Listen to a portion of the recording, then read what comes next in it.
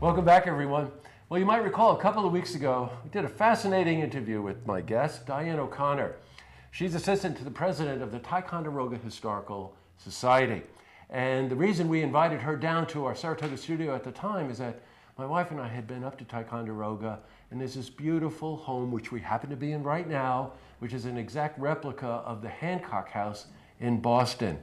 So we asked Diane if we could come up, because you've got a big event coming up the weekend of the 12th and 13th, exactly, on the 13th, Saturday on the 13th, yes. So we want to come up to Hancock House. So thank you for inviting us up. You're very welcome. We're delighted to have you. I'm stepping back in time here, Diane. This is insane. This is really, this room that we're in especially, right? Yes. The parlor. Yes. Is really, to the detail, pretty much a replica of the Hancock House in Boston, right? Absolutely. Absolutely. That house had been demolished, and we're lucky to have this. Yes, you're right. Now, just to frame it a little bit more in terms of the historical significance, Horace Moses made a lot of money, Strathmore Paper Company, right? Yes.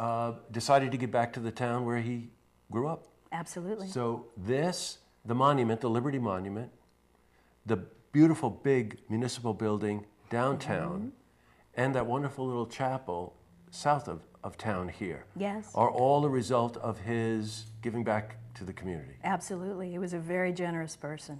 Boy, you're not kidding. You'll know if you get to take a look at this, and we're gonna get some shots of this building, so you get a chance to look at it. You're doing the Irish Historical Celebration on Saturday, August the 13th.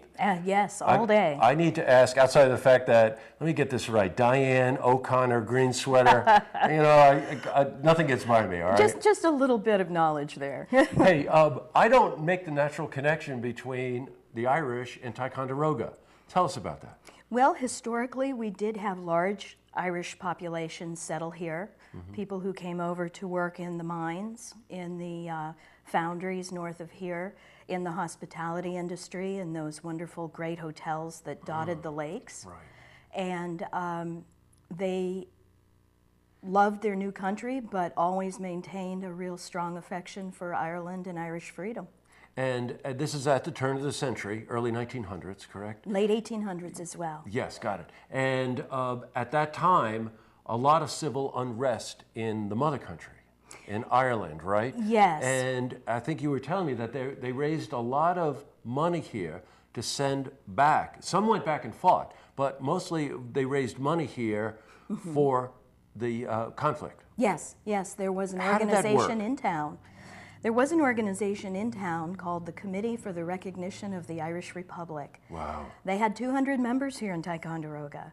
And they raised money, they held meetings, they did a lot of public information campaigns, and there were some prominent citizens backing that organization here in Ticonderoga. Wow, you hear organizations like Sinn Féin, right? Yes. Which I think they had their birth back then. It's still viable organizations today and part of the political structure of Ireland. Yes, Sinn Féin is a leading political party. That's right. So, to celebrate that, amongst other things, I think you're just looking for a party. That's what I think you're doing. Well, the Irish are always ready for a party, and we're always ready to sweep up everybody who wants to come for that day. You set up some wonderful events, some historical events on Saturday. Yes. Got some music, you've got food, you've got all kinds of things. Tell me a bit about what you've got planned. We have military camps. We'll have reenactors camping on the grounds Friday night. Saturday morning, those camps will open to the public. They will have firing demonstrations. They will be displaying some original artifacts of the military history of the time. We will have a number of spoken programs talking about the Irish and the American Civil War. We will have Liam McCone, the author of Vermont's Irish Rebel, a wonderful book about the Fenian invasion. We will have a number of other programs going on during the day, including how the Adirondacks supported Irish freedom.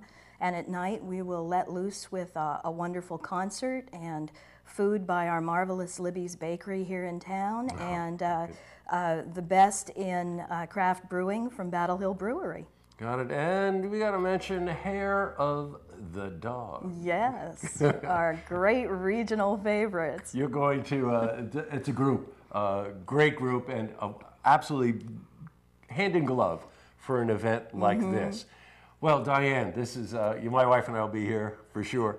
It's Saturday, August 13th, starts at 10 o'clock in the morning. The only thing I want to cycle back is, up here in a lot of the historically significant towns, they do a lot of reenactments, but they're setting up a camp here on Friday night. And I can tell you firsthand, when you see the reenactors and they set up a camp, they take this very seriously. Yes, and these fellows are very unique. Boy, they are. You won't find them in another place. And so that starts the day. Throughout the day, there's all kinds of activities. And of course, at night, let loose with Hair of the Dog and some brew. And just the have a Loose good Monkey time. Band, our local favorites. Loose Monkey, too. Yes, indeed. We have a very, very animal vibe going here. Diane, it's great to see you. Thank you for inviting us up here. Thank you for coming. And we'll see you on the 13th. Absolutely. To see this interview again, you can head to our website, looktvonline.com.